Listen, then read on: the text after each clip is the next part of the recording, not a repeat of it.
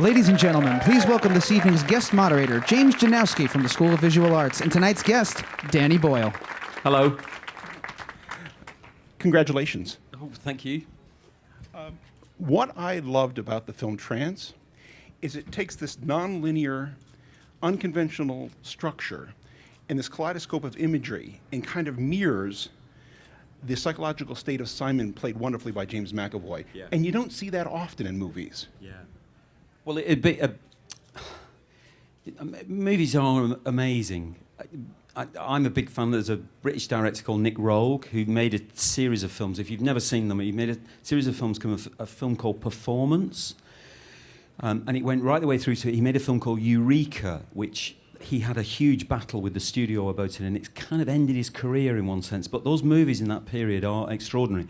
And he had this technique where the fluidity of his editing, he would make everything time present.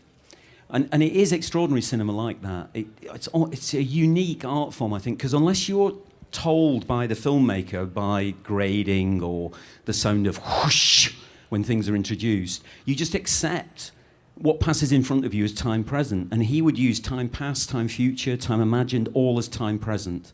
And so he's a great psychological filmmaker, and it's a wonderful technique you can use for a psychological thriller like this, really. And there are phrases used in it, like it looks like an art heist movie at times, and then it looks like an amnesia thriller, but it's not really any of those things. It looks like a femme fatale thriller at one point, but you try and use those genres and then twist away from them. And the amnesia thing, which is obviously, in fact, one of the characters in the film says amnesia is bollocks. We all know amnesia is bollocks, because you kind of expect it in a movie, in a thriller movie, when it's introduced. But it's not really about that. It's not really about a stolen painting either, like the art heist genre. It's about stolen memories, and it's about behavioural choices, and it's about the inside of his mind, really, and how important memories are to us. And it is extraordinary that we construct our identities out of memories, really. She says it in the film that we string together a fragile thread of memories, and without it, we're nothing, And you see that, obviously, really sadly with Alzheimer's. When it strikes people, they disappear, and everyone says they're physically there, but there's nothing left of the person. So it's sort of in that territory, yeah. It's trying to find a style to present that with, and Rogue's style is something that we borrowed for it, so that what you see is basically a series of trances in the end, and the barriers between illusion and reality are kind of dismantled, and you try and blur that as much as possible to show what his mind is going through, yeah. Let's talk about the imagery, the photography. This is the sixth film that you've worked with your DP. He's mentioned that you have this method, this kind of shorthand. Slumdog was running. 127 Hours was dust, dryness, and prison, I think. What was the method that you guys, the shorthand you came up with for this film? What we try to do is you have a moment right at the beginning of a film where you're making the decisions. It's like you're just making a whole series of decisions, what the places are going to look like, obviously who's going to be in it, what the places are going to look like that they're going to live in, the sound of the film, how the voice is going to be recorded, which we did something particular on this film. And each of those decisions, we tried to make the basis of them to be seductive, as though you were in the chair and being told to relax and take it easy and feel comfortable. And it's trying to make the film seduce you. So we used a lot of the places that they live in are really nice. And I can't be absolutely honest with you and say that a hypnotherapist could afford the kind of place she lives in. But that wasn't the point. It wasn't like a social realist thing. It was actually to make it seductive, reflective, so that you had multiple images of people, which naturally occur, like if you have mirrors near people or reflective surfaces. So there's more than one image of people, because they begin the film, they're all very, very different by the time the film ends.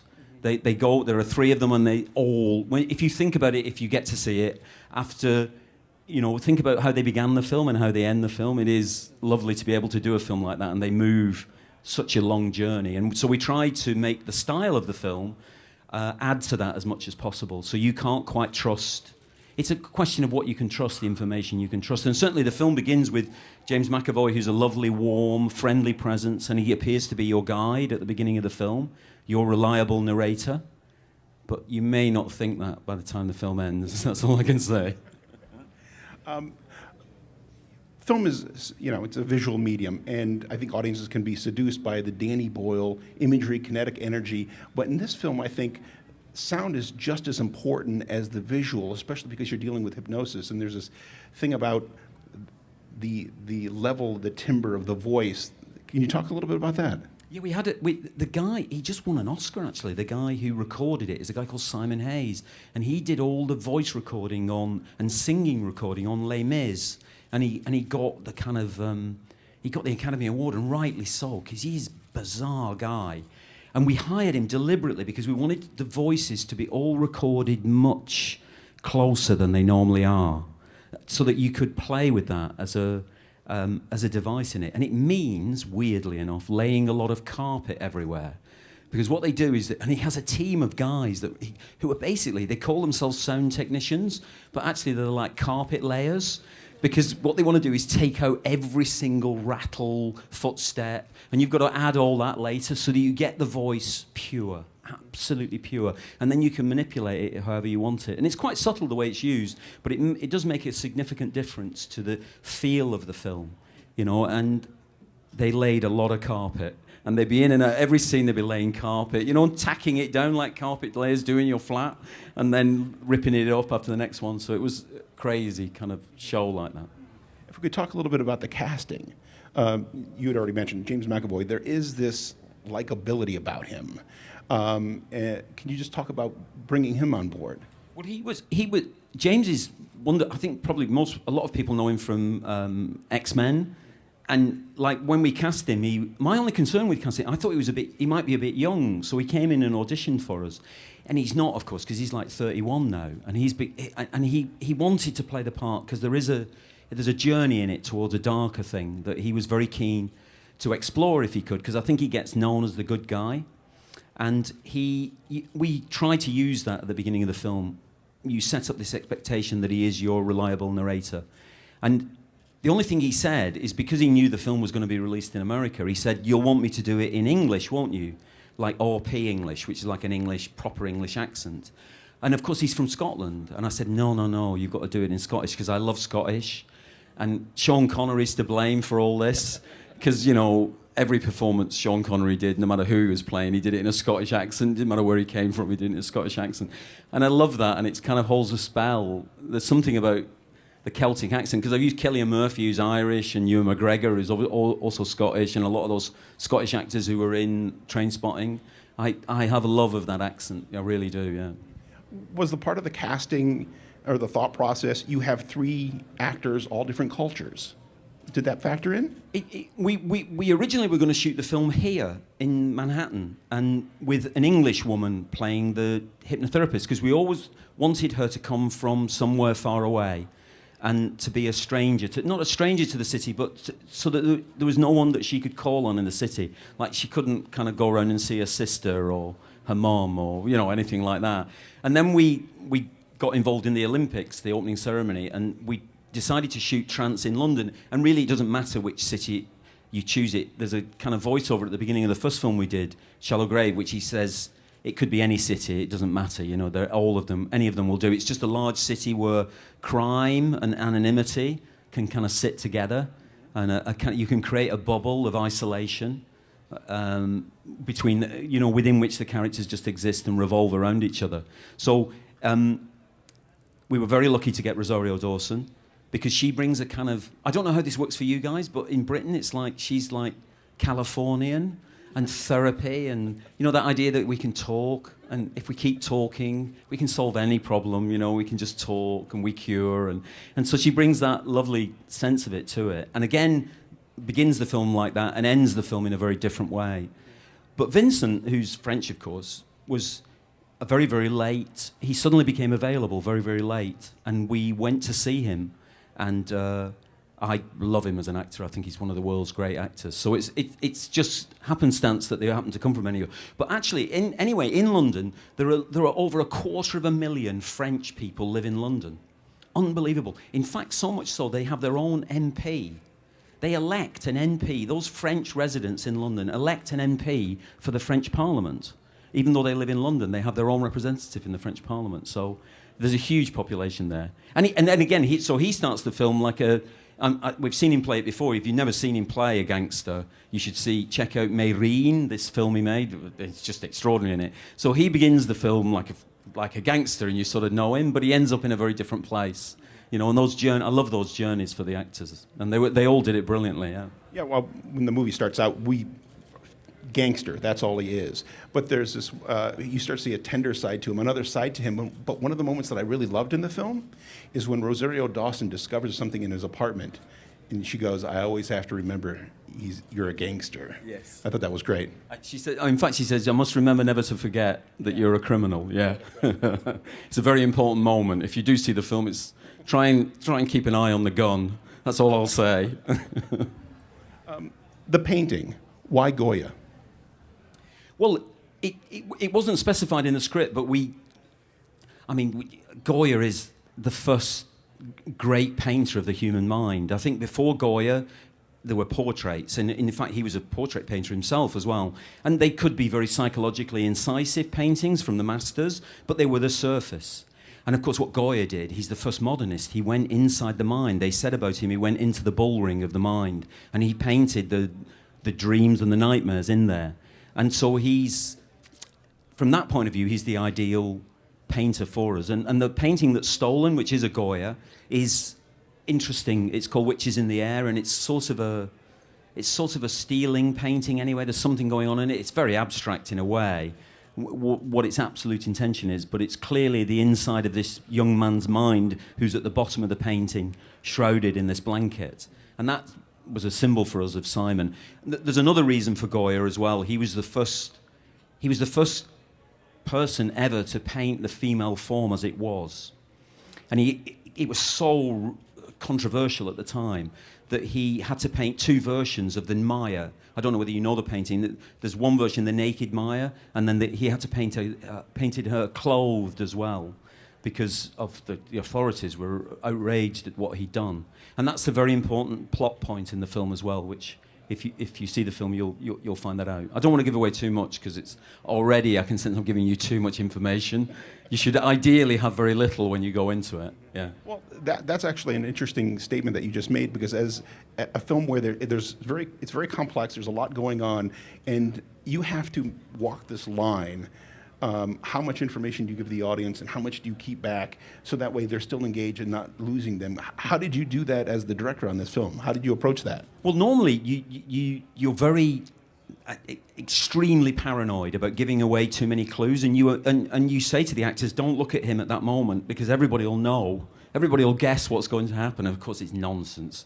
You've got to leave in clues, because people need to pick up the breadcrumb trail. And hopefully they can't put it all together by the time the film arrives at where it's going to go. But they need to be on that process with you, you know? And you need to... And it's surprising how many clues you can give without giving it away.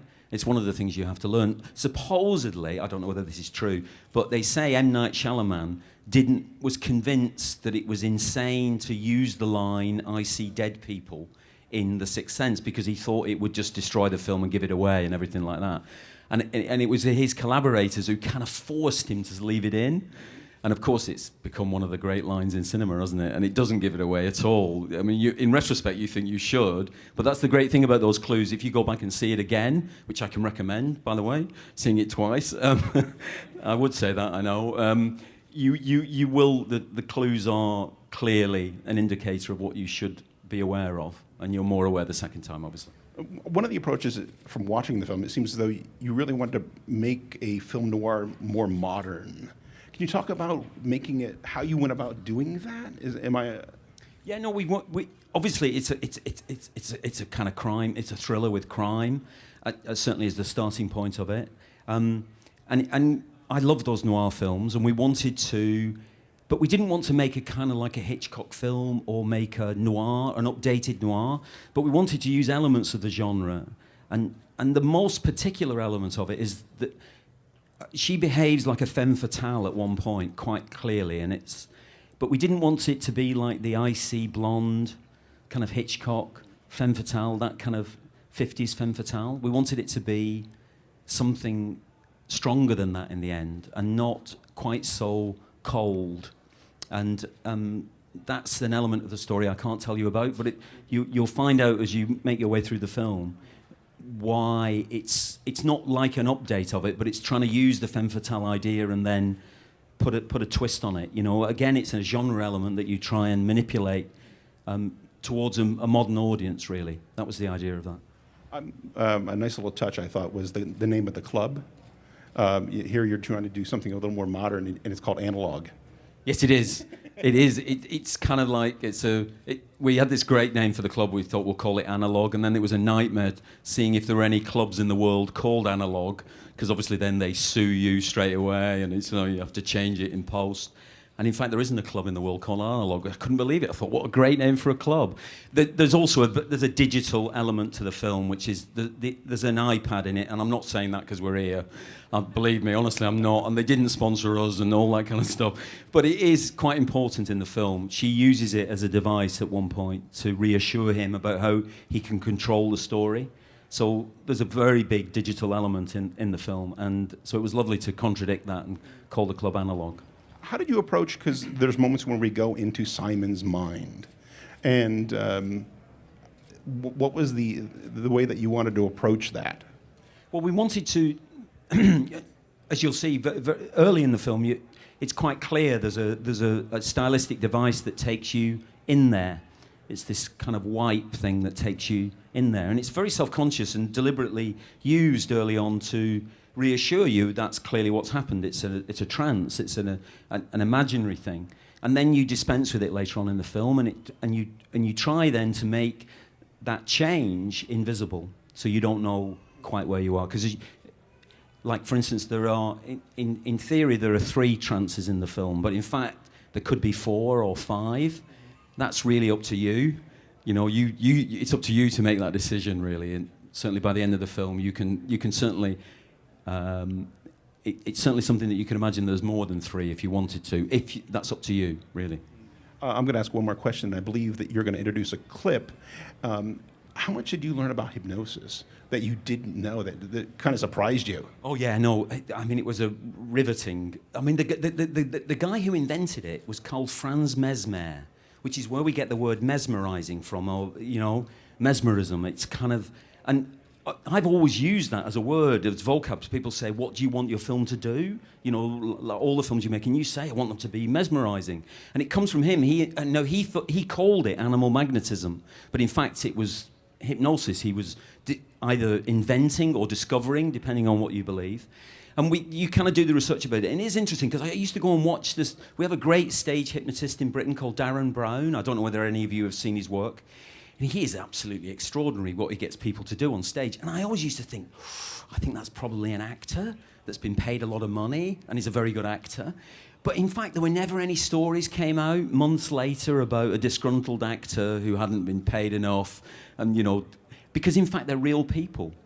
And what he does, I don't think this is giving anything away, is that they use like an introduction like this. They're selecting the 5 to 10% of the population for whom hypnotism is extremely suggestible. These are people who want to lose themselves in the process. They want to give themselves over to the process. For the other 85, 90% of the population, it's a benign, meditative tool. You always know where you are. You're never going to do anything you don't want to do. But in his case, Simon's case, he's like one of the people that Darren Brown would get up on stage. He does, thank God, want to be suggested to, as he is in the film. So, and what happens in the film is ethically highly dubious, but clinically it's possible, supposedly. So, yeah. We're going to watch a clip. I believe you're going to introduce it. Oh yes, there's obviously at the beginning of the film there's a kind of heist, and I just this is a little bit of the heist in process. It's an auction. We weren't allowed to call it Sotheby's for legal reasons, though it is Sotheby's, and it's called Delancey's for legal reasons. And the guy who's the main auctioneer, the older guy who's the main auctioneer, is in fact the chief auctioneer at Sotheby's, so there's a clue. And they gave us a lot of hints about how to steal a painting, so it's useful to see the film from that point of view as well if you're ever thinking about it. So anyway, here you go. So I should have told you. In fact, the guys in black in the black van, they're Ukrainian ex-naval commandos, and they're rumoured to be outside big auction dates.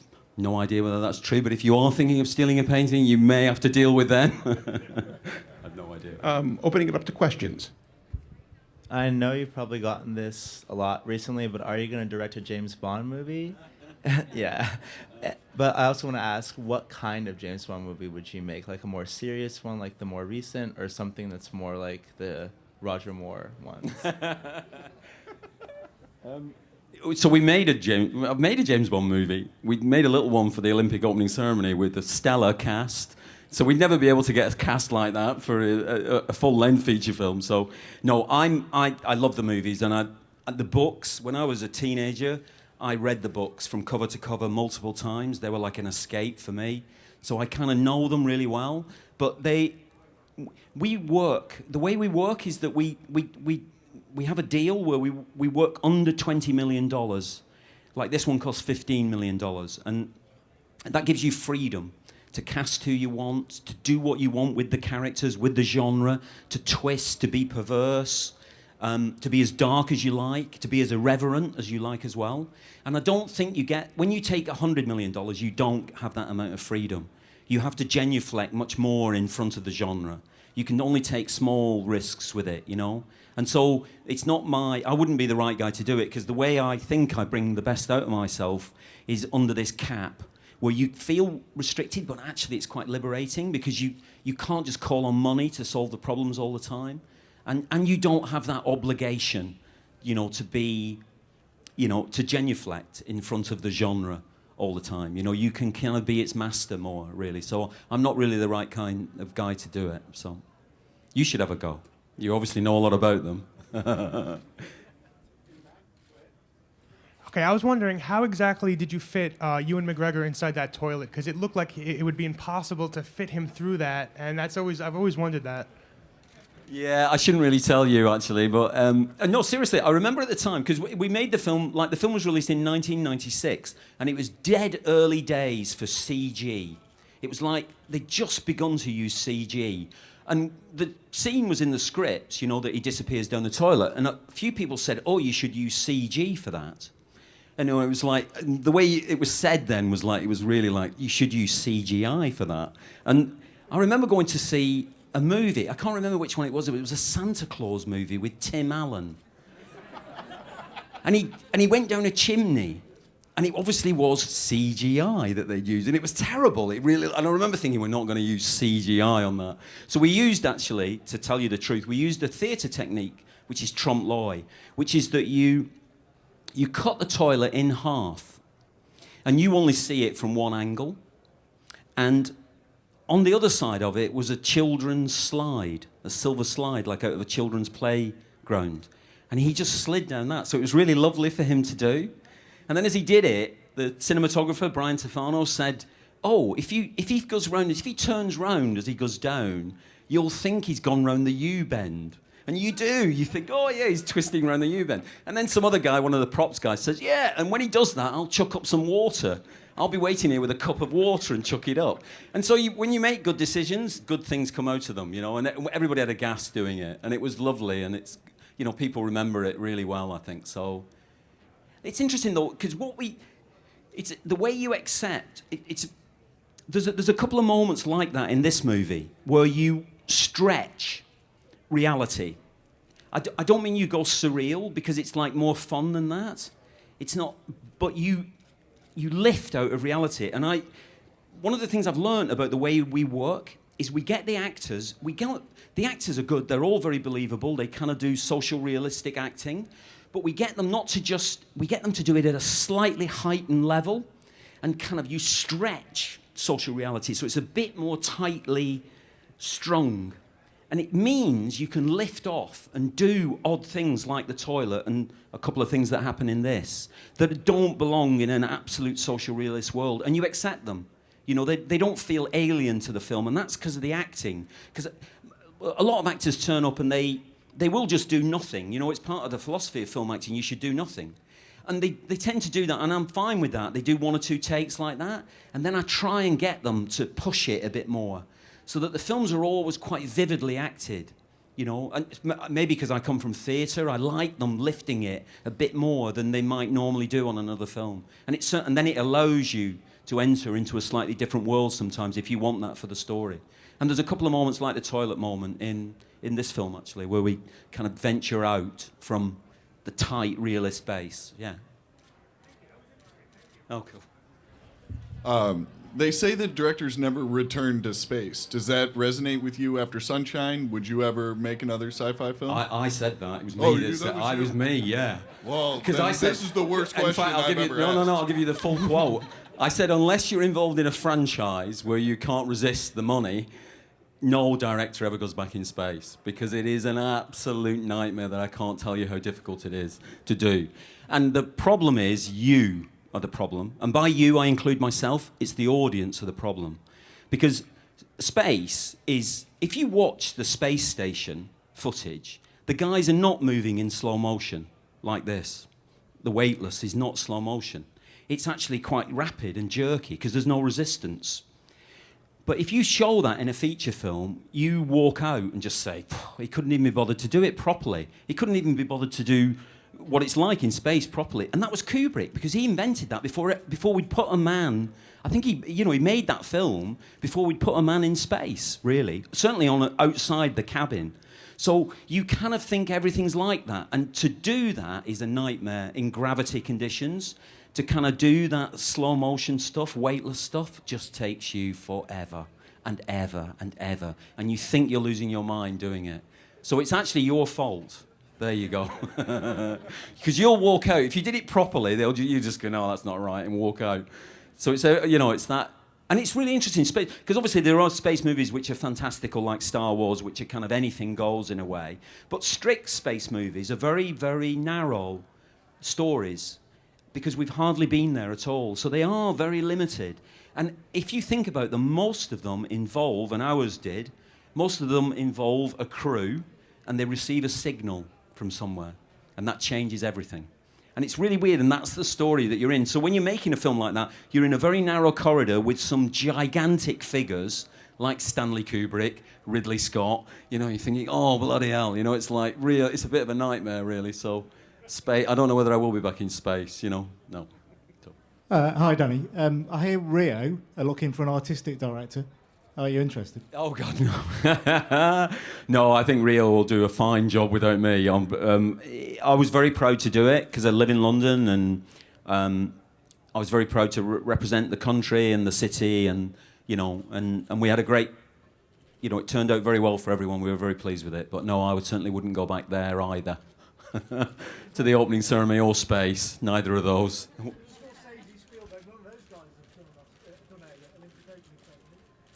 No, I mean, it'll be very interesting to see who they choose, because we were very lucky, because they offered it to us and we'd won 8 Academy Awards. And that's why they offered us the job. But actually what you do is you make sure you use that on them. So that when they objected to what we were doing, you have to bash them on the head with the Academy Award and say, you can't talk to me like that. I've won 8 of these.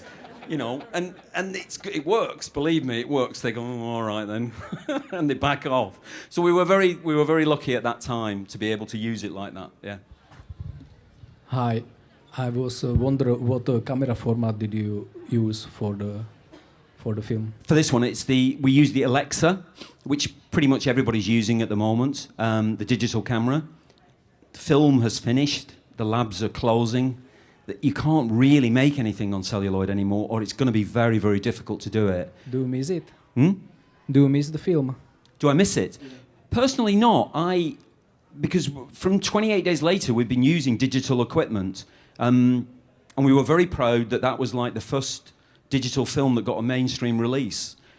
So we feel like, not like pioneers, but because I'm not that technical, to be honest, but I love the freedom it gives you. The Alexa's very like a film camera, actually, and you can make it look like film. It's really weird. I'll tell you one of the weird things is they still make celluloid prints for those cinemas that haven't got the digital projectors yet. And when you look at the prints now, because your eye has become so accustomed to the flow of digital, you can see the flickering for about 15 minutes. Because whereas in the old days, you were so used to eradicating that flicker, the fact that it was still images that you were making move. But now you're not, and you can see. And I remember we watched the print, and we said it looks like there's a fault on the projector, and the guy said, no, that's just because you are so accustomed to not seeing film anymore. That you will see, and we watched the whole print. He said it'll disappear after about 15 minutes. Your eye will remember to forget it, and it did. By the end of the film, it was fine. So it's weird. No, I'm happy to be on digital. So we use the Alexa, and we also use the Canon, the D5. We use them for certain shots in different ways. It's just a way of working that we have. So I'm very happy in the digital world. Yeah. Hey, Danny. Congrats on another cool film. I just wanted to ask you, what's next on the cards? Obviously, you've got projects coming left, right, and centre. And the big question, Trainspotting sequel. Yeah, we're hoping to do a Trainspotting sequel, and it's a genuine ambition. It's not a tease, and we've got an idea of doing a version of it which is not just like an easy sequel that just does the same thing again. It's to try and look at the same actors playing the same parts 20 years later. When they literally a generation has passed, and what have they done with their time? Are they still friends? Are they bound together? Are they in the same town? Have they loved and lost? So it'll have its own identity, I think. We'll try and call it T2 if James Cameron will let us. His lawyers, I'm sure they'll be in touch soon. And so we'll try and call it T2, but it will have its own identity, I think, rather than it being more of the same. So that's the idea of it. We're working on a couple of period movies at the moment, actually. So on scripts for period movies, weirdly enough. But it won't be like Downton Abbey kind of period. It'll be... That's the only thing I can tell you about that. So.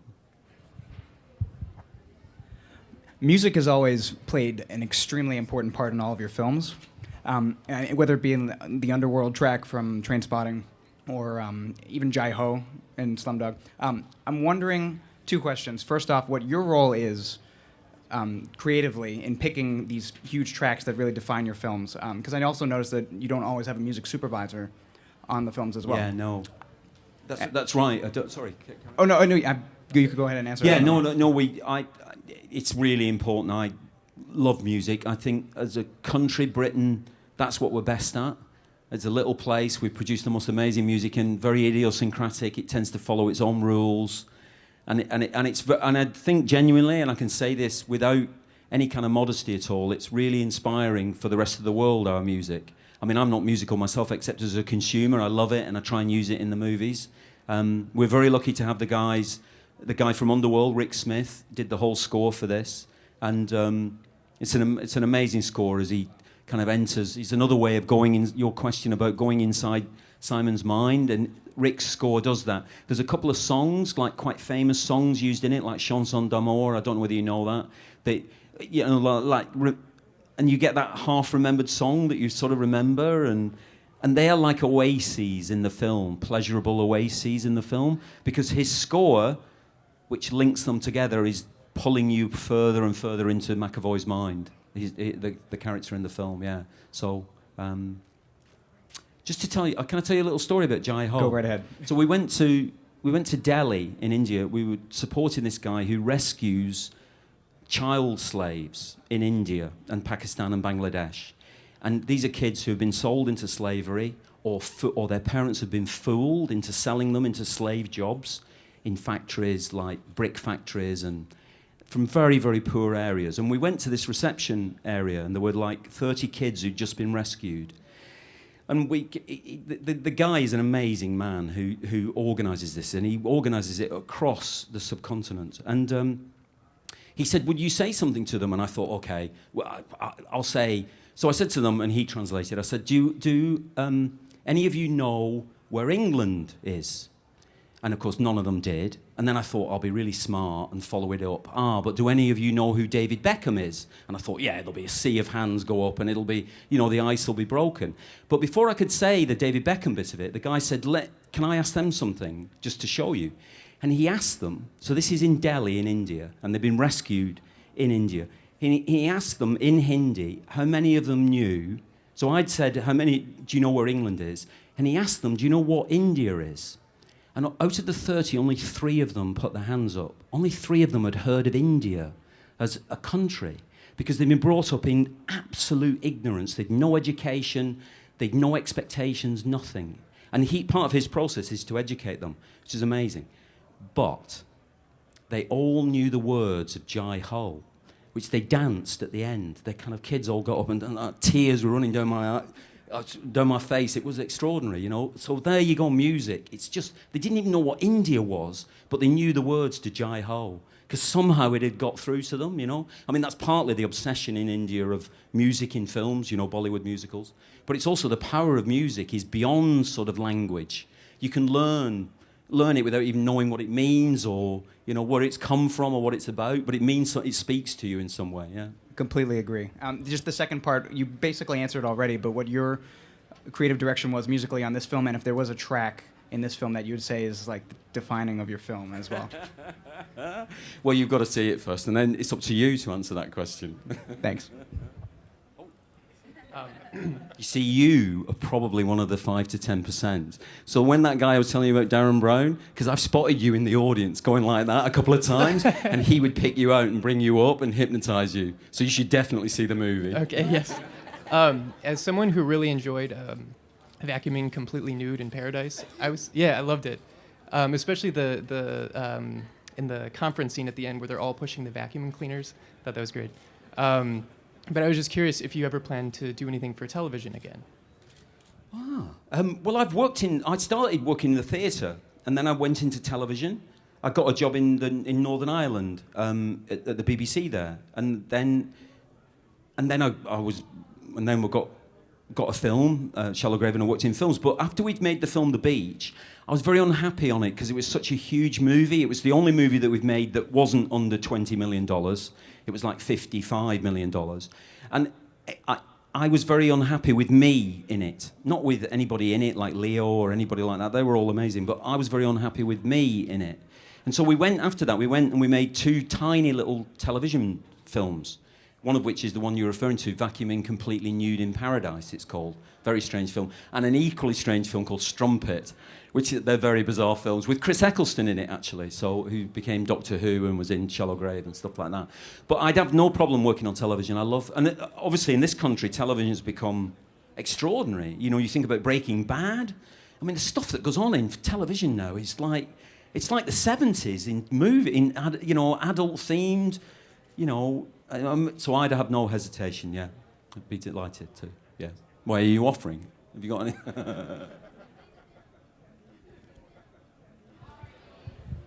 Hi.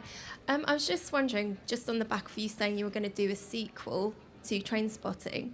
So Irvine Welsh did the prequel. He's written the prequel last year. So why did you decide, you don't want to do the prequel? Is it because you don't want to do an adaptation, or you'd rather do a sequel? It's simply to do with the idea, which is that we can use the same actors to play the same parts, and it is amazing the affection there is for the film. People remember the characters' names, Begbie and Sick Boy and Spud and Renton. I mean, I can't remember the character names of the characters in the films I've done.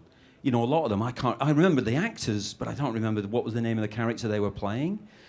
But people remember that one. And so to be able to, if you can use those same actors playing those same parts, the idea of what time has done to them, just visually, the history they'll bring, their own history, the history of the characters, of what's happened in that 20 years, feels like a very rich way of going back to it, rather than going back to it just because it's popular, I think it'll allow us to explore a bit more. So that's the reason to do a sequel, if you like, rather than a prequel.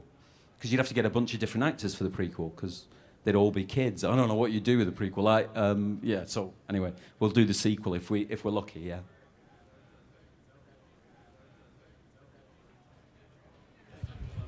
I was just wondering, you said you were working on period pieces, and I wondered with the music question, you use guys like A.R. Rahman or like Rick Smith in the past.